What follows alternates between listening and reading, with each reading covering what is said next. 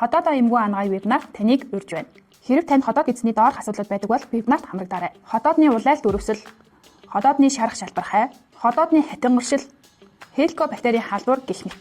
Вебинарт та өөрт илэрч байгаа шинж тэмдэг, завиурын цаад учир шалтгаанаа таньж мэдэн, хотоод гизээ хэвийн ажиллагаанд оруулахад туслах мэдээлэл авч, эмийн эмчилгээний үед эдгэрэлтийг дэмжиж, үр дүнг сайжруулах туслах мэдлэгтэй болж, хеликобактерийн халдвараас гэр бүлээ хамгаалах арга суралцахыг хүссэн хүн бүрт хэрэгтэй зөвлөмжүүдийг өгнө.